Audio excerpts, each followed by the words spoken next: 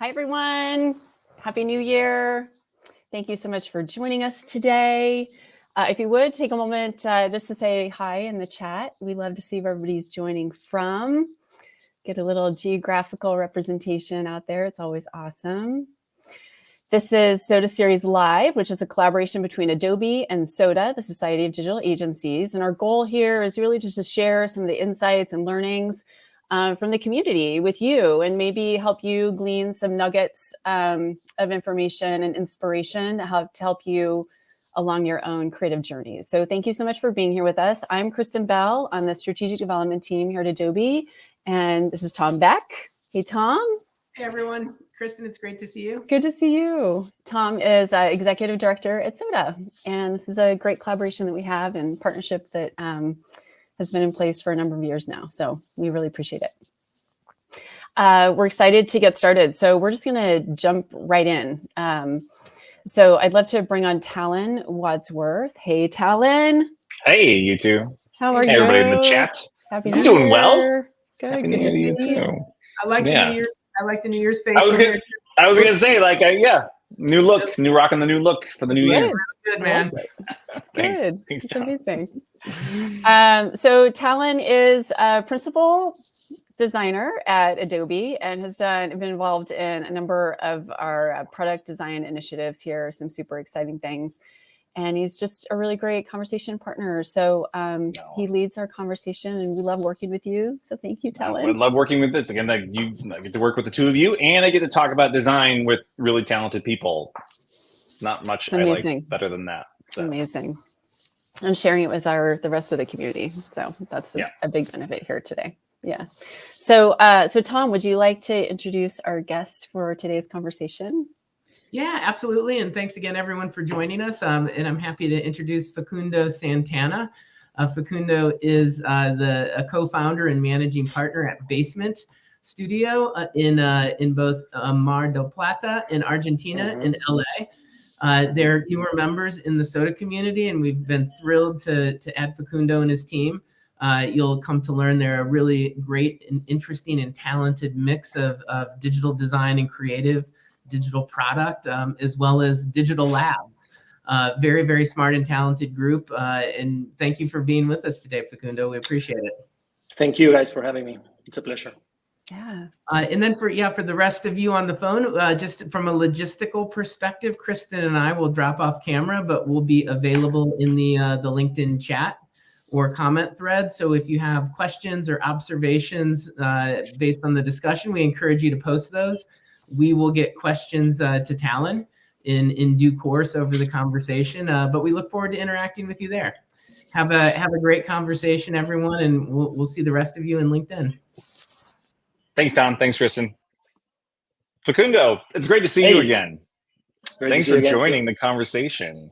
Thank you so much. Really excited to have this. I mean, we had such a great conversation before. Now I have high expectations. Was it this year or last year? I think it was last year. Oh my God, I think it was last year, technically, right? Like it was December. So Happy New Year. I hope you had a lovely sort of holiday season. It's great to be chatting with you today. Thanks for joining. Thank you. Thank you for inviting me.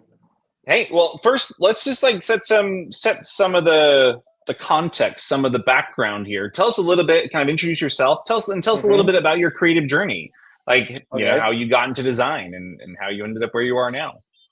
Spoiler alert! It's a long story. Right? But feel free to interrupt me at any time. Right? Yeah. Okay. Again, thanks for having me, everyone. My name is Facundo Santana. As Tom mentioned, I'm the co-founder of Basement. Basement is a design and development studio. We were born and raised here in Argentina, in a beautiful city, which is the city that I live in and where we have our headquarters. The city is called Mar del Plata. For anyone that ever visit Argentina, and just as a reference, Mar del Plata is like 40 or 45 minutes by plane from and to Buenos Aires. I'm 36 years old. On a personal note, I'm married with Estefania. We've been together for the last, I guess, 16 years or so.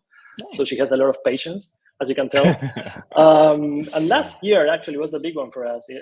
We not only got married, but we also had our first kid. So nice. For sure a big year for us. So hoping the this new year is a good one for us too. Yeah.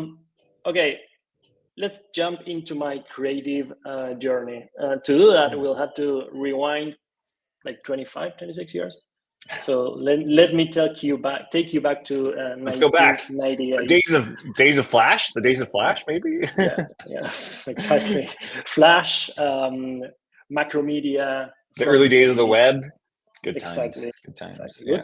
Good times. Challenging times, but good times. Let me tell you. By the way, I mentioned I'm from Argentina, so Spanish is my main language. So you already notice my weird accent, I'm sure. So bear with No, me. it's not weird at all. You sound very suave and exotic, and Thank you. I'm sure Exotic get you a is lot my of fans second name. in It's the my chat. middle name. Okay, 1998. I was an 11 years old guy, and I got my first computer that year. As you can imagine, it was like a big piece of plastic that made a lot of noise. Yeah. But I was lucky enough to be one of the first kids at school with internet connection at home, and that was a big deal. I still remember today accessing the first website. It was NBA.com.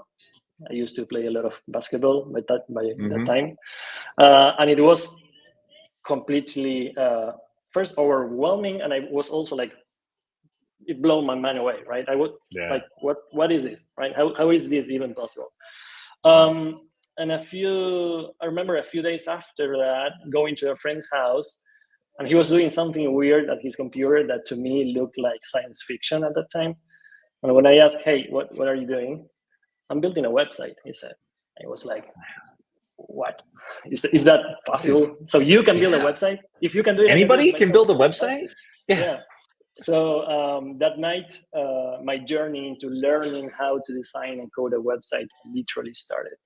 So the first website that I built was a Michael Jordan fans website, basketball.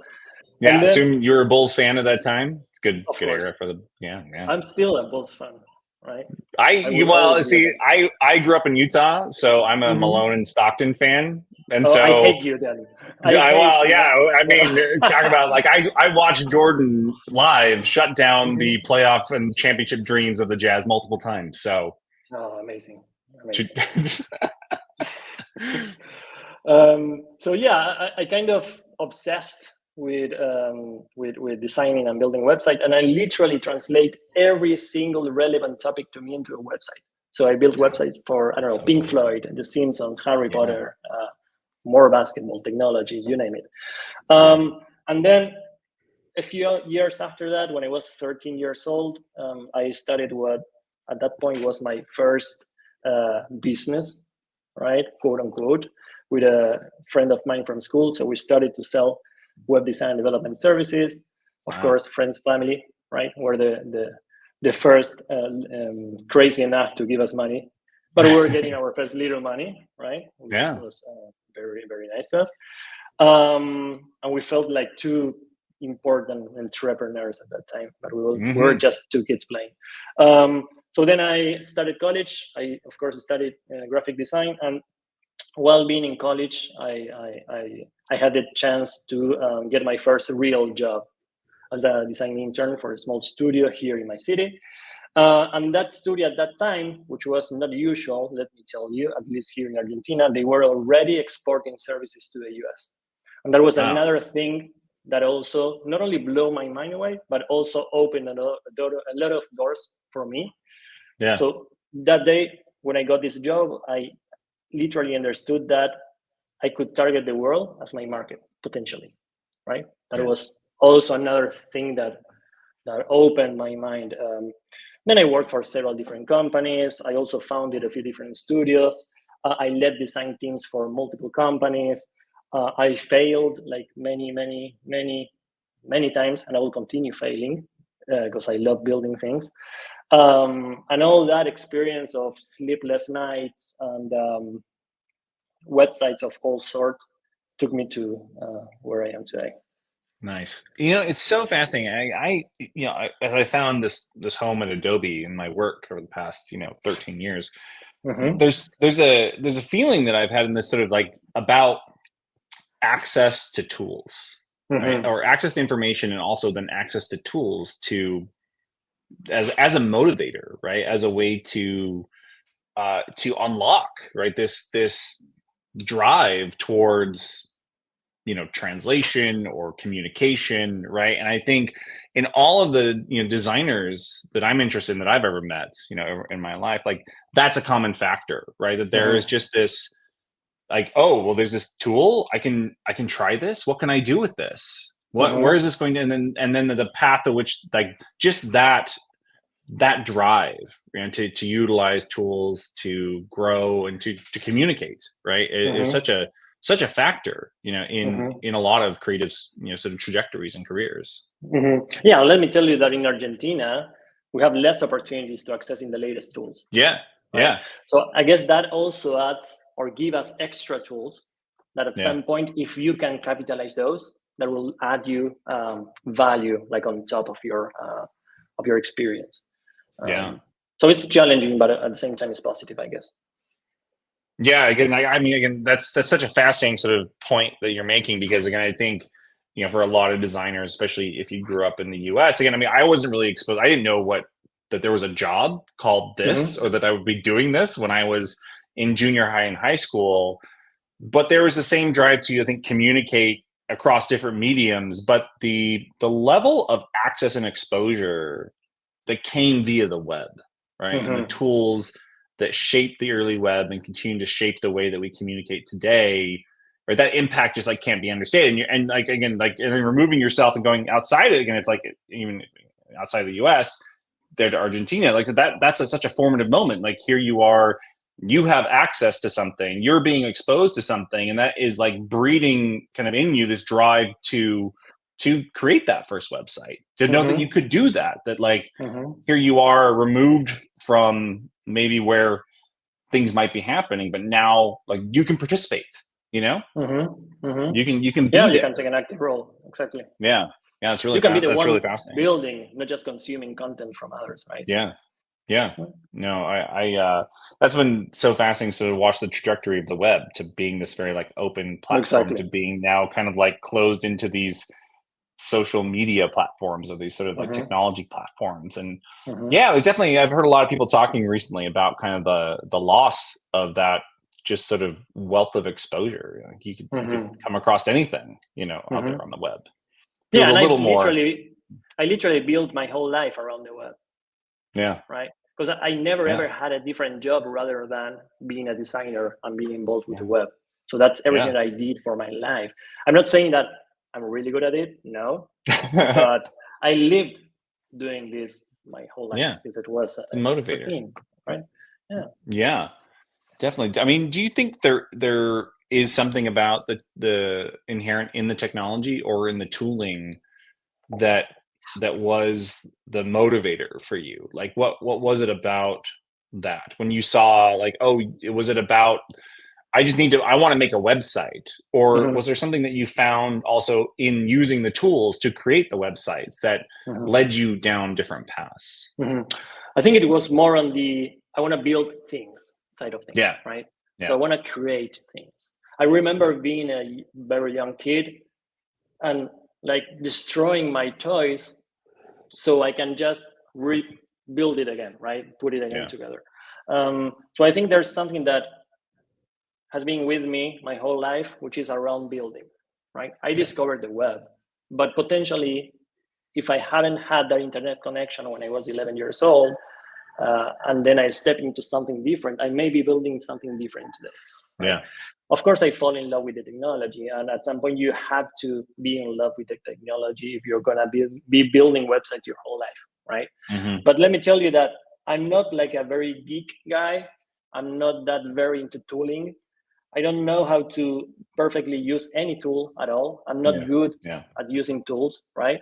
But I'm a good problem solver, right? And I love building. So I think it was more the fact that I wanted to build things and then understand that that could be translated into a business, and then that could be scaled into a potentially global market, right? Then build teams, grow that team. So it's all about around building, I guess. Yeah. Lisa Fernandez Carlson, who's in the chat, actually had a great question, actually kind of took the words out of my mouth, Lisa, which is, do you think that there's also a risk in getting like overly obsessed with tools and focus too much on tools? Then, like you said, like focus more on the outcomes and problem solving for the outcome. Like, do you see a little bit of a pitfall in there? I think the answer is yes, because Yeah. you're going to be limiting yourself, right? Yeah. Again, I think we should all be focused more on the output, on the results, on the value of what we create, rather than the tool. The tool is what you have today. When I was 11 years old, I had different tools, but I could still build a website and I could still get some little money from that. So yeah, I think you should not get obsessed with tools, or you can get obsessed with the tools until the point that then you can switch to a different one, right? Just to keep building good things. So I guess my short answer is yes, it could be a problem. Yeah, I 100% agree with that. And again, like Lisa, I'm glad she asked that question, because that was exactly, I think, the point that I wanted to bring up with you, because I think you're right in focusing on the problem solving aspect of creativity, right? That we're focused on how I have this outcome. I want to do this thing. I want to communicate on the web. Well, how do I do that? Well, there's any number of ways you could do that, right? And it's the sort of the creativity and how you get there, which becomes kind of part of your process. And then again, you can plug and play anything that will help you get to that outcome, right? Exactly. That's something, again, like that tracks with my background and the places that I've worked, and why I enjoy making tools in an open-ended way. It's like, well, okay, I could make it to do that one thing, but ideally it could do any number of things for you, and that's exciting. Exactly. To see what people do with tools is exciting. I know we all love tools, and I'm pretty sure that when you are building the tool, you're not only thinking about the tool, but what someone else can build with that tool and what the endless possibilities are. And I may be sure that as many possibilities you encounter, the better, right? Yeah. While you're building a tool. Definitely. I think sometimes getting down to that level, a level of abstraction, and saying, well, what are the core patterns that creation is built on top of? And how do I clear the deck so that people have the cleanest and clearest and fastest path towards that outcome, right? I'm obsessed with it. So, but let's turn it back to you. I wanted to, so tell us a little bit about Basement. Tell us about Basement, how you started it and kind of what you do there at Basement, and what the team maybe looks like as well. Sure. Okay, I'll try to keep it as brief as I can, but I'll have to rewind a few years. No worries. So I mentioned that I studied graphic design at university, at college. I didn't graduate, actually. I don't have a degree, right? But I end up the entire career. So once I finished that, I focused for a few years on working. And then at some point I was invited by the university to give a class just for one semester. And that is where I met Jose, who is my co-founder. He was at his last year at that university studying graphic design too. And I remember him being like a young, at least younger than today, talented guy with a big aspirations of turning into a great designer. He didn't get there yet, but he will at some point. Let me tell you. No, he's an amazing designer, actually. And then years later, when I left that college, which again it was just for one semester, I started working for this company from Menlo Park. It was a small innovation lab, as they like to call it. And at one point, I needed to scale the design team. I needed to hire a few designers, and this guy came into my mind, right? So I decided to reach out to him. At that point, he was working for a software company, not a big one, but a medium-sized software company. But he was willing to explore the startup life. Our company, or the company that I used to work for, was like very small and very startup-y in its culture, right? He wanted to give it a try, so he joined us. We worked together for a couple of years there until I decided to quit to start my own business, my own company. And he happened to be the first employee of that new company that I was building. Until one day he sat in front of me and he said, "Hey, Facu, I'm ready to start building my own agency, my own studio." I always knew that he wanted to build his own thing. So I always knew that he will leave me at some point. And the day that he came, he sat in front of me and he said, "Hey, I want to do it." I was like, "Okay, go do it now. Don't wait for a right time, for a right moment. Just go and do it. You have my blessing." And then at that point, we started both in parallel to build our studios. Of course, we kept in contact. We touched base on where we were. And like 2.5 years ago, I would say, we started to dream with the idea of merging both teams, the one that he was building and the one that I was building. At that moment, we had complement services. So he was more focused on web design development, and I was more focused on motion graphics, 3D, illustration. And we thought that we could combine our superpowers and create something even greater than what we were building separately. So like 2 years ago, we decided to did the merge effectively. And that is what Basement is today, right? So today, Basement is a company of 35 enthusiasts spread out in 3 countries, 3 time zones. Of course, most of our people are here in Argentina, but we also have people in Spain and in the US as well. And it was that moment when we decided to make the merge. It was like a big leap for us too. We have a lot of faith in us, and we also shared a similar vision of what type of company we wanted to build, the type of impact that we wanted to generate with that company. But at the same time, we had to be realistic, and there was a concern behind how will that team like plug and play together, right? 2 different teams with similar but different cultures, even with different names, right? From one day to other, they had to feel and start tractioning as a unified whole. And I always tell them that they did a great job. They did it very easy for us. Since day one, they started to traction as a team with everything that it implies. And that value that we thought with Jose that was possible to create by working together was there, tangible since the day one. And that is where we are today. So it's literally the merge of 2 separate teams with 2 founders that had been friends for years, that had shared their a part at least of their design journey, and 2 founders that dream high. Even though our company is very small, we want to generate a great impact.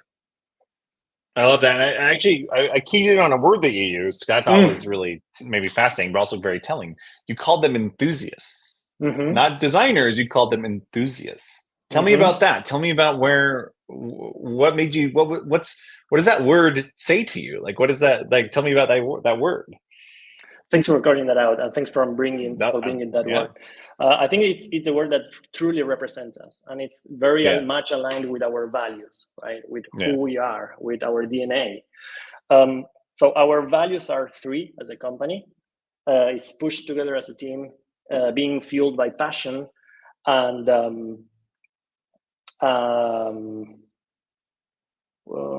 improve 1% every day, right? And all that is what an enthusiast is willing to do, right? So the guys and the ladies, of course, that work with us and are part of our company, they are really and genuinely passionate about what they do, and they really feel it and they really love it, right? So regardless the tooling, regardless the project, regardless the challenges, they are always there with a huge smile, trying to make the best outcome possible, not only for our clients, but also for themselves, right? So they want to be here to generate and to create an impact. Again, not only for others, but also for them. So I think it's part of our DNA, this idea of improving ourselves, of building our professional careers in a place that, at least our dream with Jose, is to make it the best place possible to cultivate talent, right? So you have to be an enthusiast and a passionate about what we do if you want to be part of this team. Yeah. Well, I think it's really valuable that you're saying it out loud and you're stating it, you know, for kind of your team and for potential clients as well. Like, you know, so and like how has like that sort of statement, or kind of, in a way, like there's a bit of a manifesto in there, like how does that impact the work? Like are you seeing like a lot of risk taking, or do you see people challenging themselves on a regular basis? Like how does like stating that like impact the culture and then impact the work that you're doing? Right. So I think that enthusiasm impacts also our structure. And I can dig a bit deeper into that, and then I can move more explicitly. Yeah, tell us about that. I guess where you're trying to go. So today, Basement is formed by 3 main areas, and these 3 areas feed of themselves. So it's like a unified thing, right? Like and the Basement engine, as I like to call it. We have the services side that we offer to our clients. Then we have the lab, and then we have the ventures, right?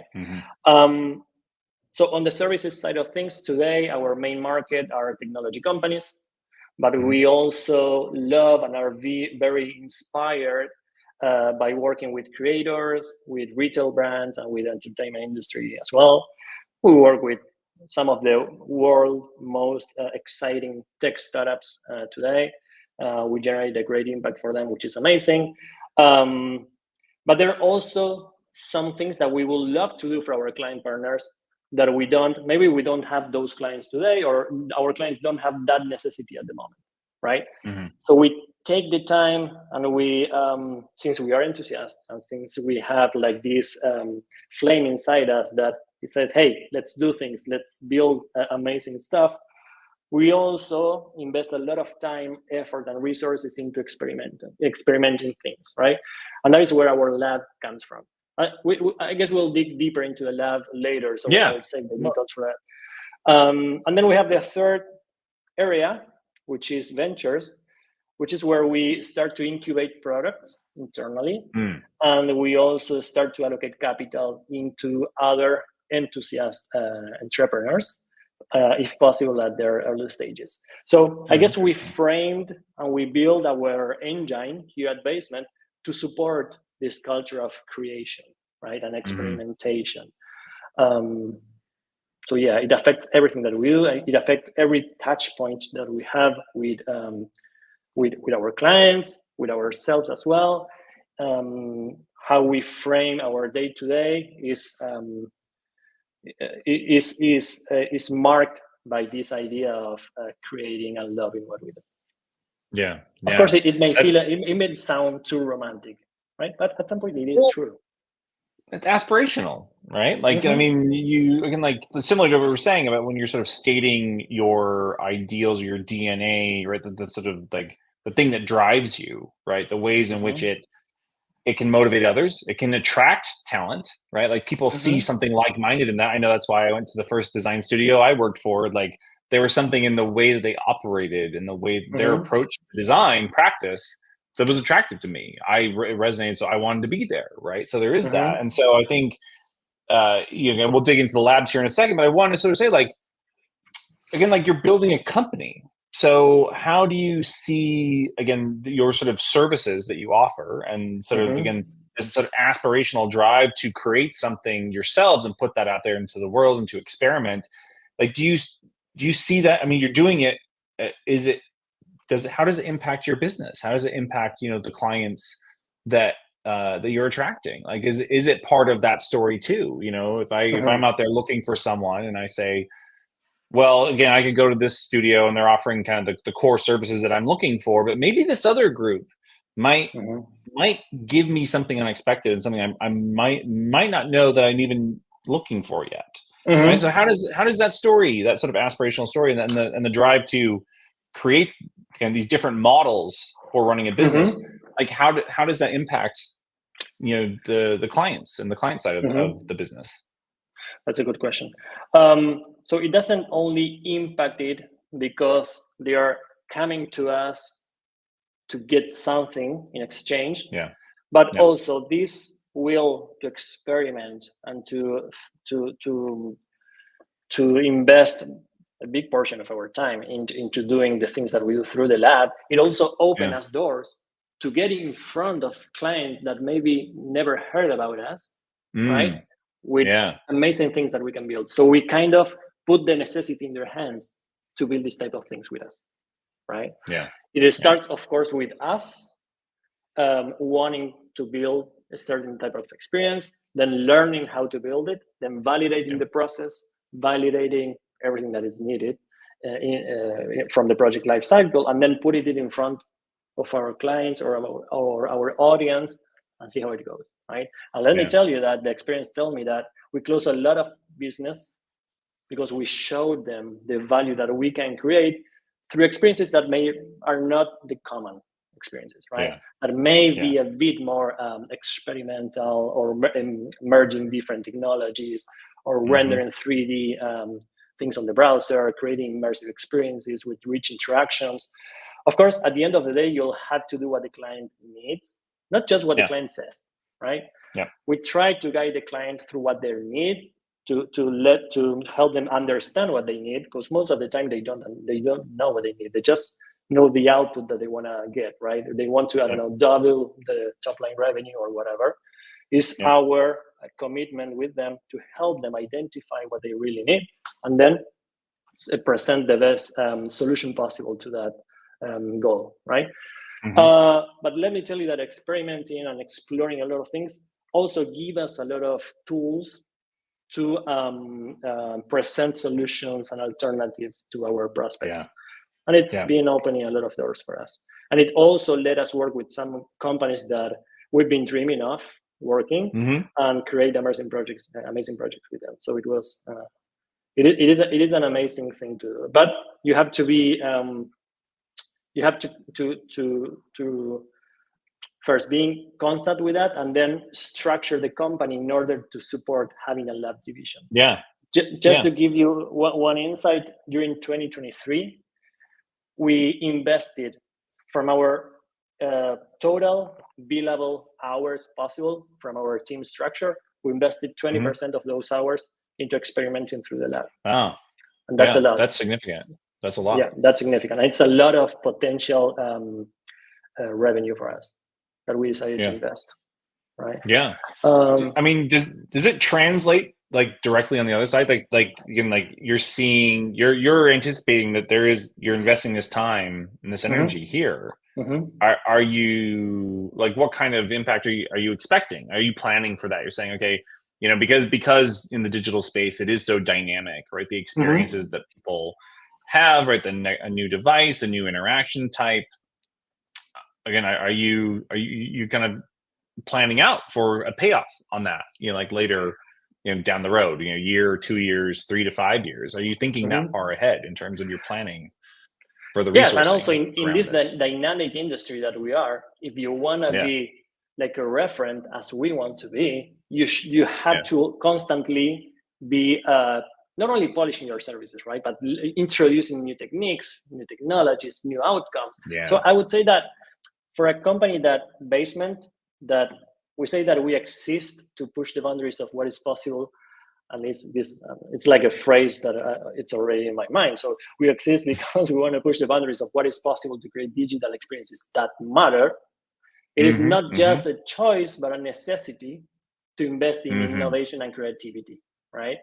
So we're going to be fooling our own goals, or we're going to be going against them if we are not pursuing to be growing constantly in terms of what our capacities could be.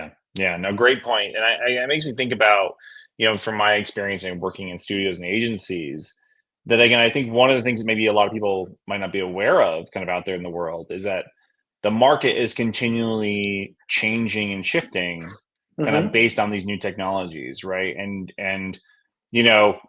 companies might just wake up one day and discover like, oh, I need to be here in this space. Today is AI, right? Last year or 2 years ago, it was blockchain.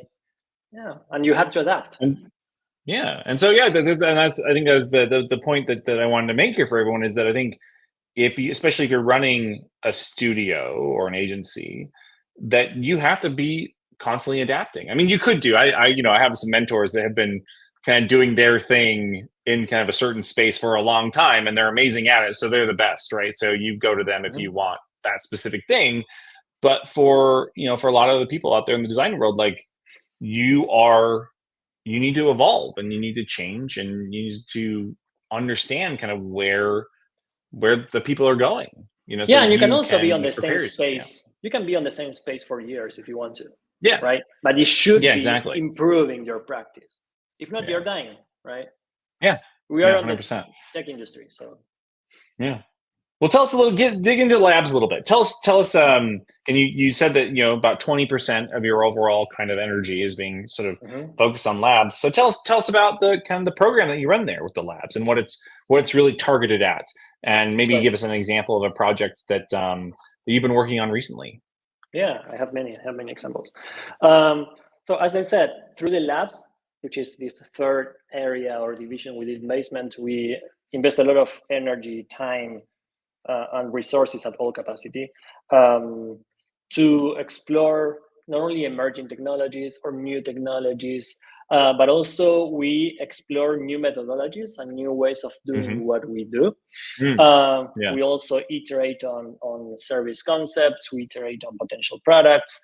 And by building those experiences, as I mentioned earlier, we are not only polishing our services offering, but we are also unlocking potential business opportunities for Basement. And we have examples for that. So we can, what happened to us is that by experimenting, we identify business opportunities that then through ventures, they turn out into a real companies besides Basement, right? They turn out into real products. So it's not only to serve our services, but it's also to generate new revenue streams for the company.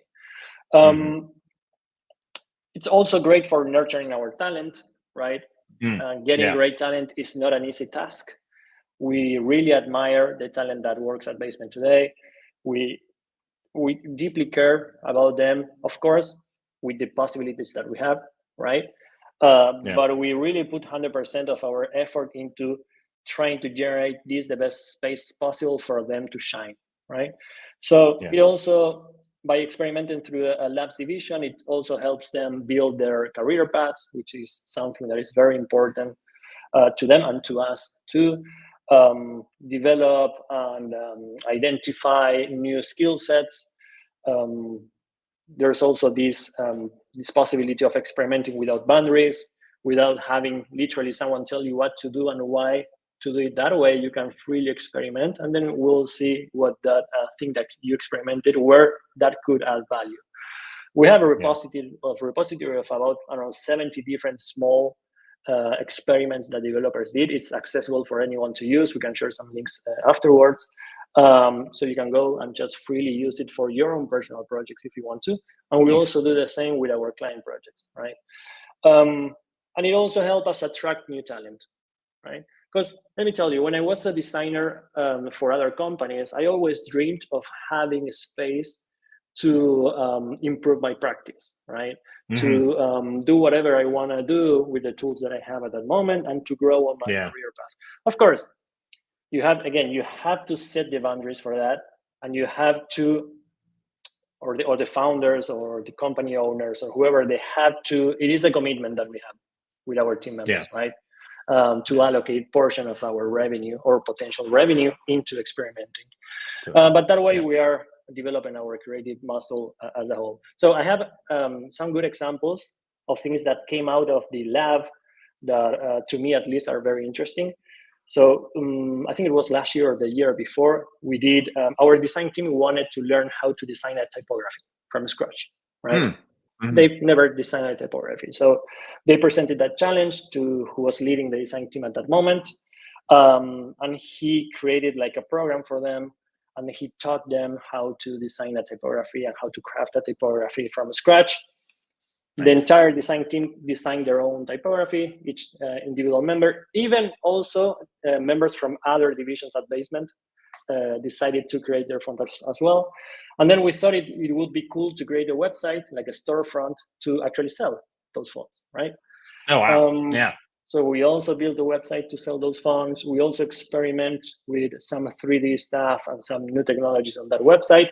And all the profit coming from that website is distributed with the team. So with everyone that collaborated on the project, you're getting some money for that. So we also want our our collaborators, when possible, to do some entrepreneurship with us, right? Another great. I mean, that's kind of nice lead into ventures. I mean, we're getting down to the top of the hour here, but I wanted to make sure. Sorry, I talk a lot. Sorry. No, you're fine. I think it was just nice. That was just a nice lead in. I think I can see, as we've been talking about labs, the seed for Basement Ventures, right? Mm-hmm. Because you could see how you could spin out any number of these technology sort of investigations or experiments potentially into their own sort of business or revenue generator. So tell us just briefly about ventures here, because I think it's such a unique part of the story. I just want to make sure that we have a little time to sort of cover it. Sure. So Basement Ventures is the last division of these three that I mentioned that we opened. It was last year, and it's our first part of that is our commitment with our talent to, hey, here is an opportunity to be entrepreneurs too, right? To build your own thing too. And of course, it could potentially open new revenue streams for Basement. And again, we have our think tank, right, which is the lab that could unlock things, right, that potentially could be built through the Basement venture side of things. And also, as I mentioned, we are allocating capital into other startups that has nothing to do with Basement. Actually, there is a successful case with Basement Ventures, which is BaseHub. It's a headless CMS that actually yesterday we launched the public beta. So feel free to go and use it. Very cool. Tell us what you think. So it was an idea from JB Julian. He's the director of technology at Basement. And I don't know, like 2 years ago, he came with this idea that was in his mind for years, of building a headless CMS, really understanding the pain that the developers have to plug and play a CMS, and also to integrate it with some AI technologies to make the work not only for the developers, but also for the marketeers easier and with much more potential. So through Basement Labs, we decided to, let's use some time, right, to really dig into this and try to see what at least first version of it we can do. And then through Basement Ventures, we decided to invest some or inject some money into it, allocate more team members. And today, as I mentioned, Julian is leading that company as the CEO. Again, he launched the public beta yesterday. There are a lot of users already trying out the product. We think it's going to be a huge thing. And now Julian is the CEO of something else that is not Basement, right? Which is amazing. He also had the vision, he had the potential, and he had the will to build something. And through Basement, and this is where what makes me happy, and I'm really smiling when I'm saying this, through Basement, that was possible, right? Because we set up everything so he can do that. Of course, the job was done by him, right? He's the genius guy there. Yeah. But Basement was part of that inception, right? Creating the space and the platform to do that. That's amazing. Well, that's it's such a sort of, I can see that progression and that sort of trajectory, and I hope you continue to see success in that space. And so I'll definitely check out the ventures projects there. So we're coming up to time here, but we had a couple questions from the audience, so I thought we'd maybe throw those in before we wrap today. So Sonia in the chat, what advice would you give to someone who's starting out and wants to focus on front end? I'm assuming front end design, or maybe development. Maybe. I don't know, Sonia, tell us which one you meant. But pick one, and we'll maybe design. Let's start with design. So to create things, right? Yeah, to create things. Design, but I'm not into design today. So I guess the only advice. I think I'm no one to give advices to anyone, but what worked for me based on my experience is just start doing. As I said, right, I turned every little thing that matters to me into a digital experience. Again, music, books, whatever, right? And I built websites. At that, I think when I was like maybe 15 years old, I had like 15 websites running in parallel of different topics, right? So I think it's all about doing, learning, failing. You have to fail. You have to fail a lot. You have to let you fail, right? It's good to embrace the idea that we will be failing. And I'm the result. The little thing that I could achieve in my life is the result of multiple failures, not multiple wins, right? So just do it. Just do it. Yeah. And it was going back to our Jordan Nike connection there.